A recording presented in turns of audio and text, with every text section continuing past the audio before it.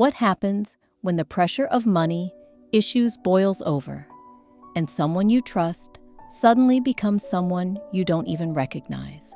Sometimes, fear and conflict can spark a change no one expects, opening the door to hope, healing, and a different kind of future. What would you do in my place? The sound of paper rustling fills the small kitchen. A dull lamp flickers above the table, where Laura Morris sorts a stack of envelopes. Her fingers linger over a yellow permission slip. Laura, field trips next Friday. $15. She picks up the piggy bank, its pink paint chipped on one side, and gently shakes it. Coins rattle, but not enough. Her breath catches when she spots an overdue utilities bill. The front door creaks open. Nathan's heavy work boots hit the hardwood. He smells like engine oil and exhaustion. Nathan, hey, I'm wiped. He drops his keys in the bowl. His voice is low, distracted. Laura, hey, I was just going through the bills. Lily's school needs the money for that zoo trip. I thought we had it set aside.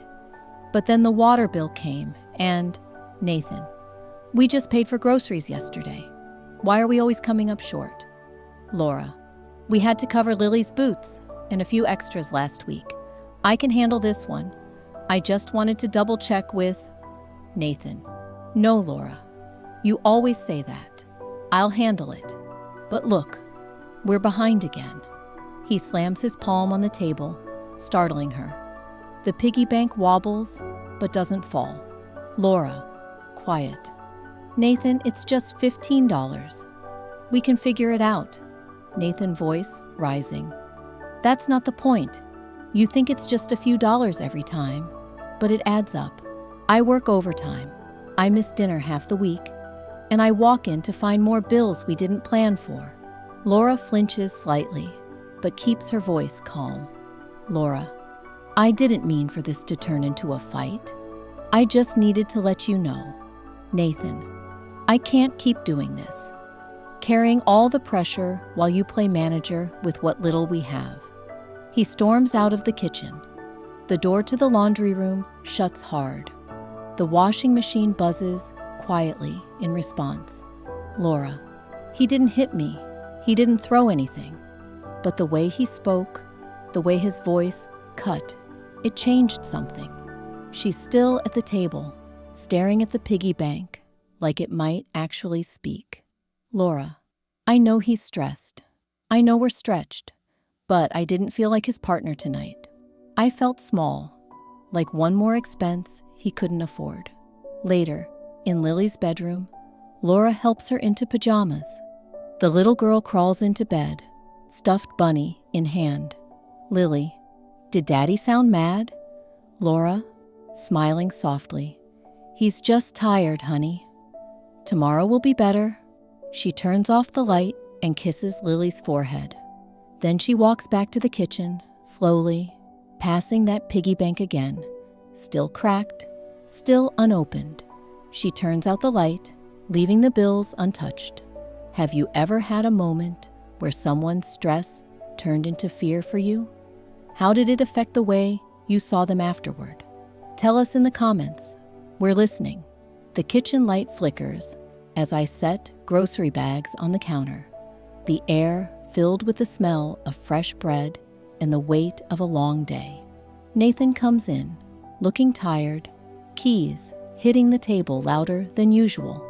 Right away, his eyes go to the groceries, and I can hear the tension in his voice when he asks if I really needed to spend that much. It catches me off guard. I try explaining that I got things on sale, just a few extras for Lily, but his jaw tightens and his words cut into me. He starts blaming me for how we never have enough, how he's working overtime just to keep up, and every small thing seems to turn into a mountain. I feel smaller with every word, trying to explain, but it doesn't matter. He's louder, sharper, and everything I say comes out wrong. Suddenly, I hear Lily's voice, scared and quiet from the hallway, asking why we're yelling. My heart breaks. I keep my voice soft for her, telling her it's okay, but nothing feels okay at that moment. Nathan grabs his jacket and storms out, the slam of the door echoing down the hallway.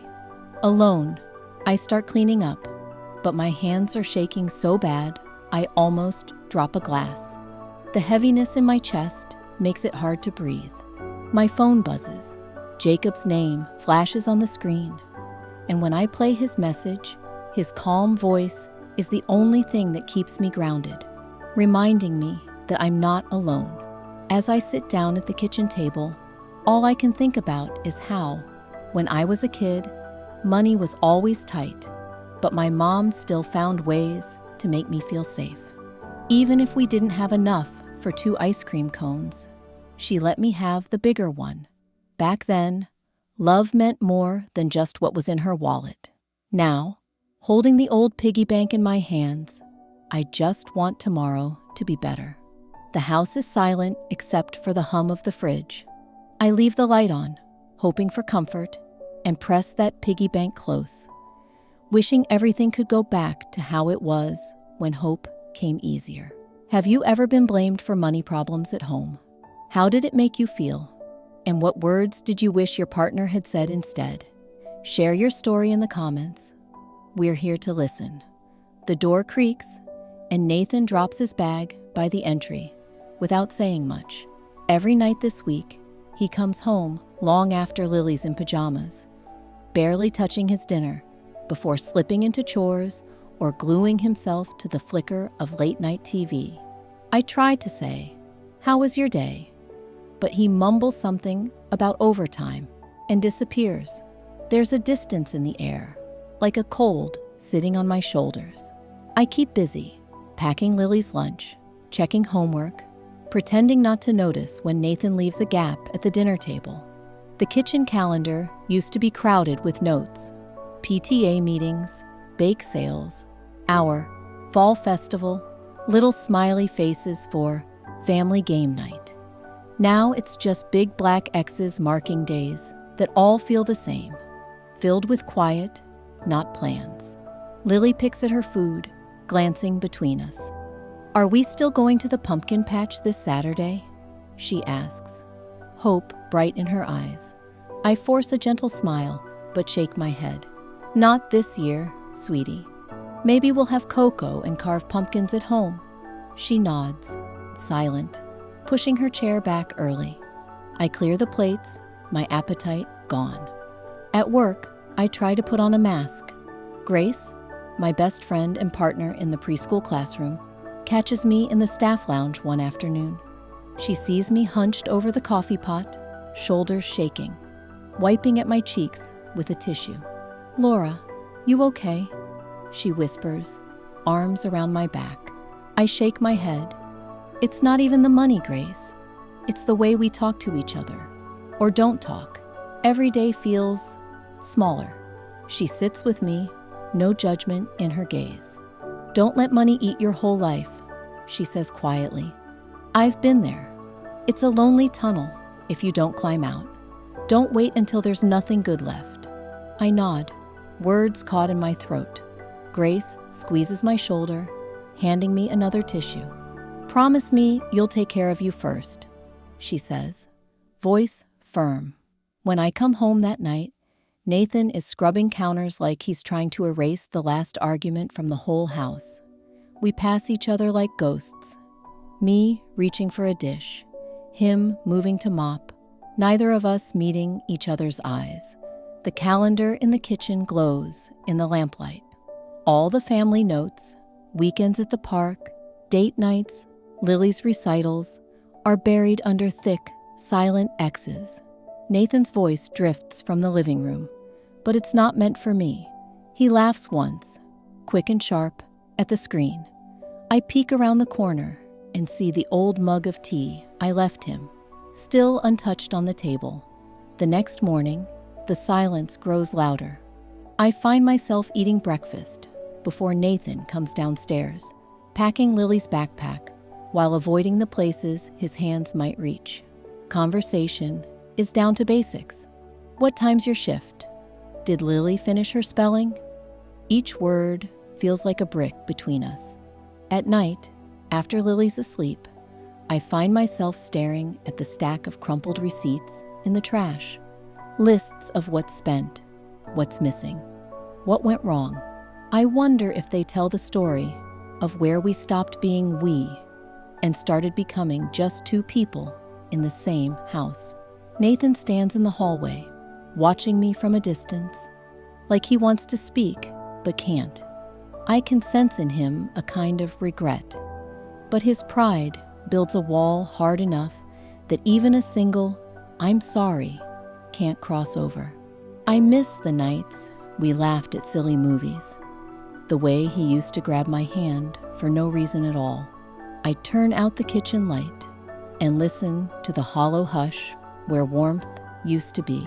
The calendar on the wall is almost empty now, nothing left but X's. I press my hand on the cool counter and breathe deep, wondering if things will ever feel whole again. The air is heavy with summer heat as Jacob's old truck rattles up the drive. He's always been my safe place, the one who can turn a hard day into something bearable. Today, I need that more than ever. Lily jumps into his outstretched arms with a giggle, her energy filling the space I can't. "Ready for some ice cream, kiddo?"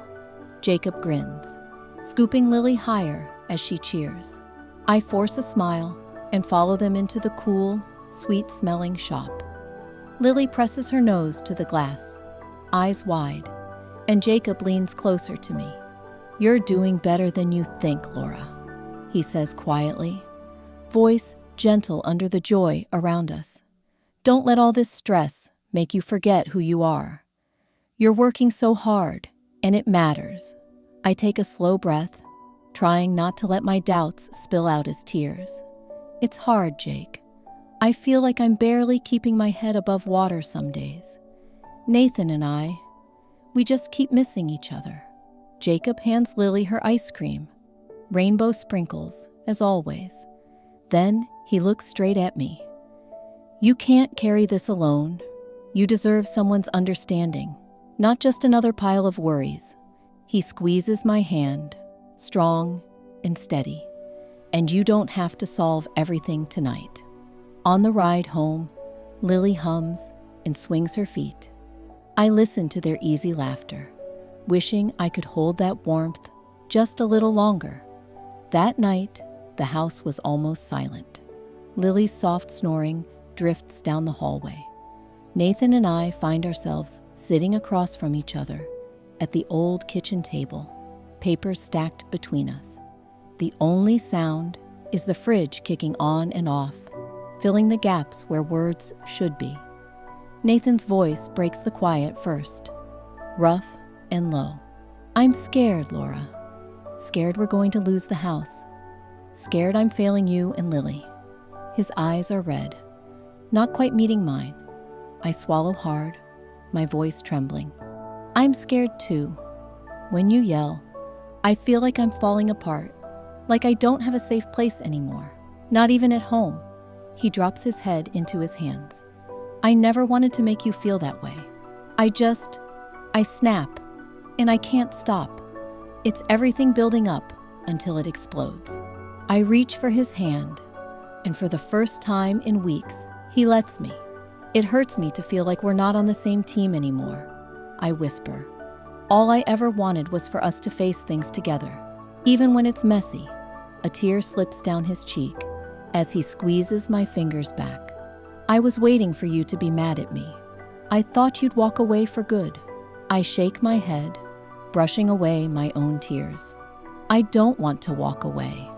I want us to talk about what we're both afraid of, so the yelling doesn't come back." We sit like that, holding on, letting the hurt pour out in words instead of anger. It feels like finally dropping the heavy load we've both been carrying alone. Nathan's voice is small, but real. "We're still in this together, right?" "Yes," I say. "We always will be, if we keep trying." Later, after Nathan goes to bed, I find him sitting at the kitchen table, in the dark. Papers, bills, and Lily's faded birthday cards spread all around him. The streetlight outside glows through the window, catching the lines on his face. I watch him, not ready to join, but somehow a little lighter, knowing the wall between us isn't so high anymore. If you've ever had a time when your partner exploded over money, would you pull away or start a hard conversation? Have you been in that spot? Share your story in the comments. You might help someone feel less alone. Nathan sits on through the small hours, letting the weight of the day settle. For the first time in a long while, there's hope that tomorrow might look different if we keep choosing each other every day. The mornings are tense, and I notice every small change. Nathan's footsteps echo down the hallway long before my alarm rings. He whispers into his phone at the kitchen table, soft and careful, like he doesn't want me to hear. Sometimes I catch a word, Monday or rate, but most of the time, it's a quiet blur of numbers and serious tones. I watch him out of the corner of my eye, shaving quickly, tying his shoes with sharp movements, adding something new each day to a blue notebook he carries everywhere. It sits by his plate at breakfast and follows him into every room, dog-eared, stuffed with slips of paper I can't quite see.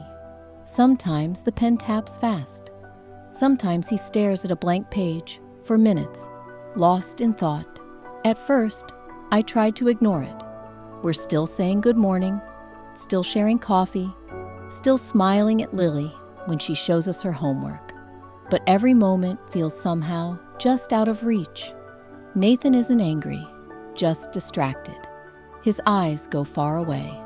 The silence between us is breathing. Not loud, but always there.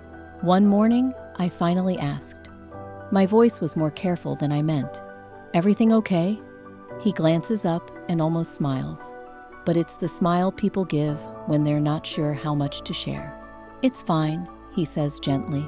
"Just thinking, trying to get a handle on things." I nod, turning back to the dishes.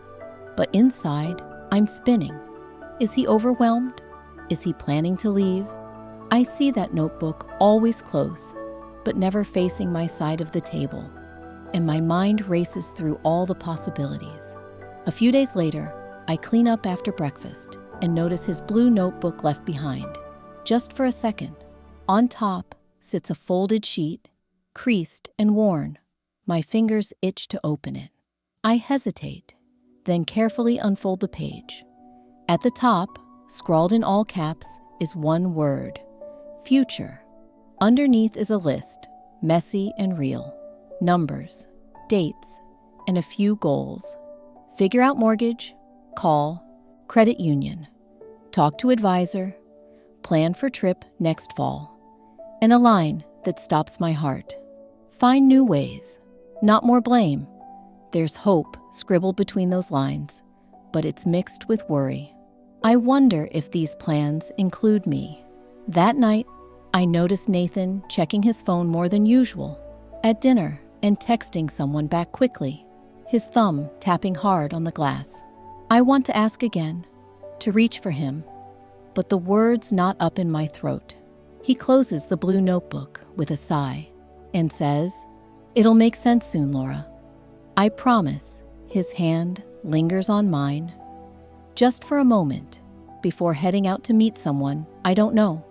The next day, a bank envelope appears near the mail pile. Nathan tucks it into his bag before I can read it, calling over his shoulder, "Back soon." The quiet stretches, heavier than ever. That weekend, Lily has her school concert. I sit alone in the bright gym, crowded with other parents, watching her wave from the stage. I clap, I smile, I take pictures, but the chair next to me stays empty. I feel separate, like I'm there and not there, desperate to try, but knowing something is missing. When Lily runs into my arms after her song, her little hands make me feel whole for a second. Then she asks, "Is Daddy coming?" And I smile as best as I can. He had to work, sweetie. But he's thinking about us right now. At home that night, the blue notebook is on the kitchen table again. This time, I don't try to read it. I hold Lily's hand and sink into the couch, wishing Nathan would walk in and tell me what he's been holding inside. The silence is deep, but it's not the end. I hope it's just part of our story, waiting for the next words. It's hard not to know what comes next, but I'm still here, still hoping, separate but trying. The blue notebook sits between us, a mystery, a wall, but maybe one day, a bridge. The smell of pancakes and fresh coffee hits me before I even reach the kitchen. That alone stops me. Nathan never cooks on Sundays. I walk in slowly, confused and curious. And there he is, standing at the stove in an apron, flipping pancakes like he's done it 100 times. He turns and gives me a tired smile. But it's different today, softer. He gestures to the table. Sit down, please. I sit, still unsure what's happening. There's fruit, toast, even my favorite mug. The blue notebook is sitting right in the middle. Nathan breathes in deep and looks me in the eyes. I owe you a real conversation. No more shutting down, no more blaming. I say nothing, holding my coffee like it might answer for me. He cracks open the notebook and slides it across the table. I've been working on something. It's not perfect, but it's a plan. He points to the pages. Charts, lists, account details, schedules. He shows me automatic transfers to savings, a list of payments by month, and a rough budget for meals and school things. And, at the bottom, a small line in bold, weekend shift, tires plus. Starting last Friday. I stare at the page. You took a second job? He nods. Quietly.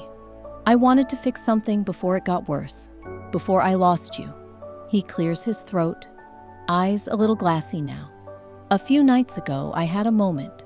I just sat at the table looking at Lily's birthday cards and felt like I wasn't good enough. I kept thinking about my dad. When he lost the house, it broke everything. I told myself I'd never end up like that. But I was starting to do the same thing in a different way.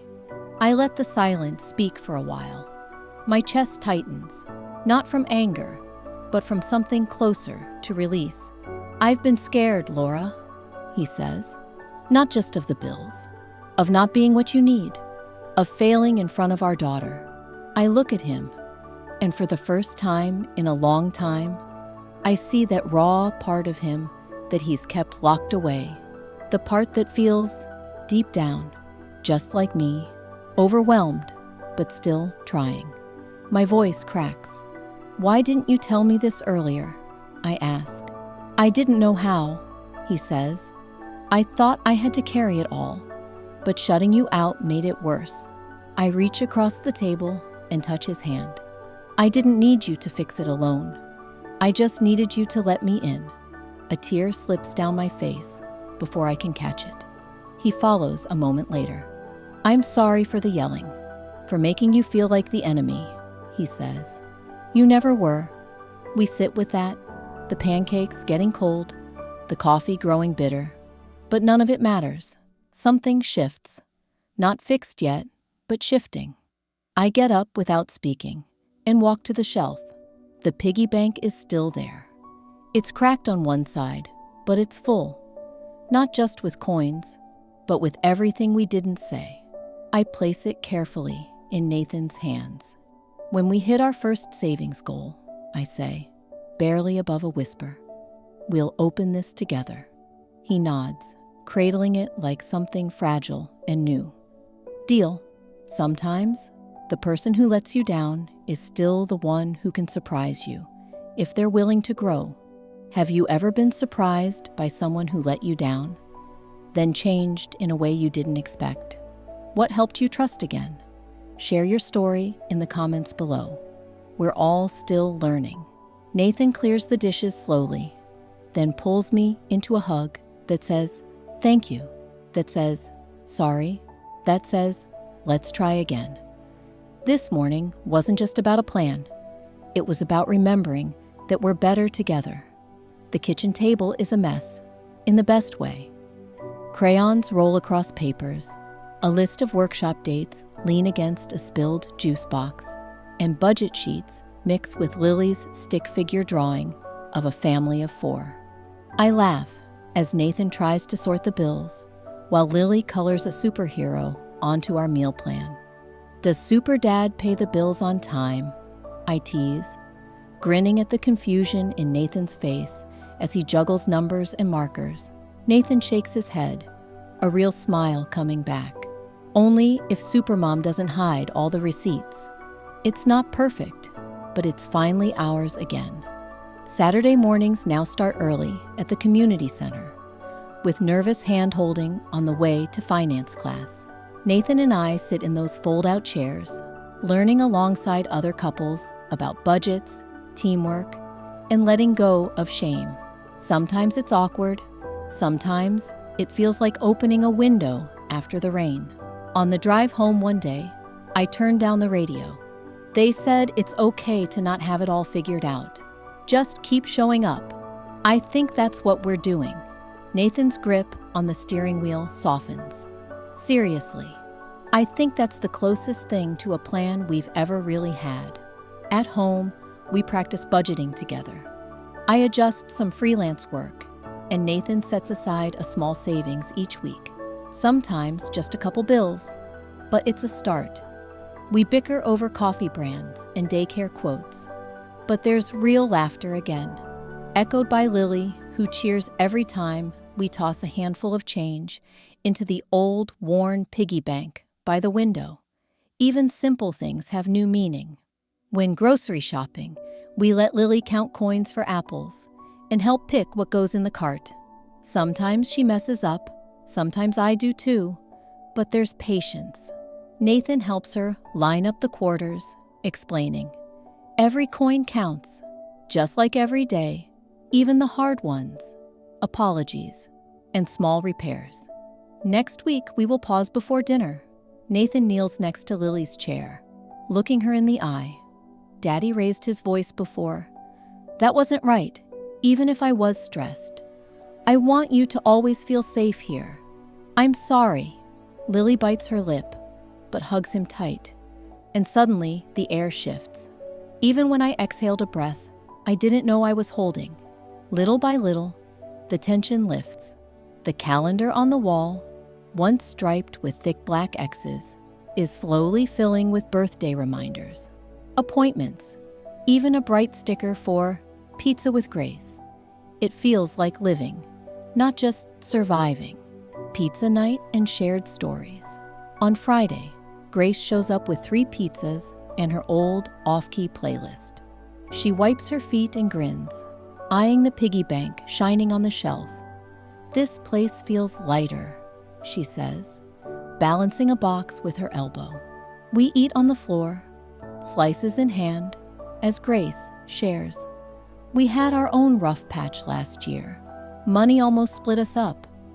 It wasn't until we stopped blaming and just let each other in, even when it hurt, that things started to turn around. Nathan nods, a little misty, and even Lily listens, wide-eyed. Later, we all gather around mugs of hot chocolate, feet tucked up under blankets by the window. The street outside is dark, but in here, the laughter comes easy. For the first time in a long time, Nathan and I talked about travel. Maybe a beach trip next year. Maybe a visit to Grandma's. Nothing fancy, but full of hope. Symbolism and a quiet promise. The piggy bank sits up on the shelf now, a little chipped, still scratched, but finally shining where everyone can see it. No longer hidden, no longer ignored. It is not just about saving money. It is a symbol of doing the real work, together. Before bed, Lily helps me count a few coins and draws a heart on a sticky note, pasting it to the side. For good luck, the way Daddy and you showed me, she says. Nathan catches my eye and squeezes my hand, whispering, "Thank you for staying." Have you ever had to rebuild trust in your family? Was there a moment, a habit, or even just a person who helped you heal? Tell us in the comments. Your story could give hope to somebody else who needs it. The mug in my hands is warm, and through the window, the city glows. We might not have answers for everything yet, but we have each other. That's more than enough to start over. The house is filled with soft light, laughter echoing down the hallway. For the first time in months, it feels like we're breathing again, not just surviving, but hoping together. I walk into the kitchen and pause, watching Nathan help Lily cut out little paper shapes for our family dreams board. The piggy bank, once hidden and heavy, sits in the middle of the table. It's old, a little cracked, paint worn thin by years of worry. But now it feels more like a badge than a bruise. As we gather around, Nathan hands me the butter knife. "Ready?" He grins, raising an eyebrow at Lily. She practically bounces off her chair. "Yes, yes, yes, open it." I laugh and slide the piggy bank closer, my hands steady this time. Nathan helps pry the lid off, and coins spill out, dimes and nickels clattering across the table, like tiny reminders that small things matter. Lily laughs so loud it makes my eyes sting. We count the change, smiling at every coin, tossing a few extra into her outstretched hands. I look at Nathan, remembering how heavy everything felt not so long ago, when money was more wall than bridge, when his voice was louder than my hope. I think about all the nights spent worrying, the arguments that felt like they might break us for good, but pain forced us to talk, to forgive, to start again. That's the thing about struggle. It shines a light on what you're really made of. Nathan starts hanging the new calendar above the counter, sticky notes already piling up. This time, they're different. Lily's soccer game, dinner with Grace, weekend hike, and right near the top, pizza night, no excuses. There are reminders for bills and appointments too, but they sit beside little drawings of suns and hearts, hope scribbled in between each grown-up task. I run my hand along the side of the calendar, thinking how much life is left to plan.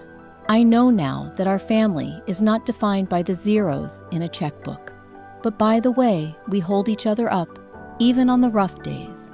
Sometimes it takes falling apart to realize you're still building something worth keeping. Turning to Nathan, I say, "We still have a long way to go." He nods, pulling me into a quiet hug. Simple, sure, everything I need. "You're right," he whispers. "But I'm not scared anymore, Laura. Not if we're in this together." Lily squeezes between us, arms thrown wide around both our legs, and coins slip to the floor, rolling everywhere. The three of us laugh, crouched on the cool tile, searching for pennies and making wishes as we go. For a few shining minutes, there's no tension, just the soft glow of trust growing back in small ways. So much of this journey has taught me that what matters isn't perfection or even security. It's kindness when you're tired, patience when you'd rather blame, and forgiveness when it feels impossible. Money will come and go, but family, if you choose it again and again, can weather anything. If you've ever faced a fight that changed everything for the better or found hope after hurt, I want to hear your story. What helped you move forward? What small step made all the difference in your home? Tell us in the comments. Let's build each other up, coin by coin, one new calendar square at a time. As evening falls, Nathan and I stand together in the kitchen, the piggy bank open between us, Lily giggling as she draws her latest dream on a sticky note. We hold each other close, believing, finally, that together, even the hardest road can lead somewhere beautiful.